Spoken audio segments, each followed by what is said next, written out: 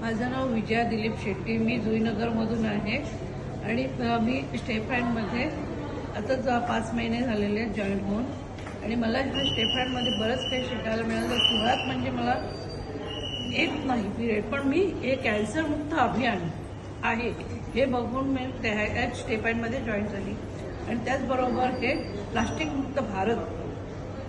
आणि दुसरी गोष्ट म्हणजे आपल्याला ज्या महिला स्वावलंबन आहे त्यांना सक्षम करण्यासाठी म्हणून मला हे स्टेप हँड हे खूप आवडलं. आणि दुसरी गोष्ट म्हणजे जे काही LDPसाठी 2 दिवस मी लोणावळ्याला आली होती, त्या लोणावळ्यामध्ये मला बऱ्याच काही गोष्टी शिकायला मिळाल्या.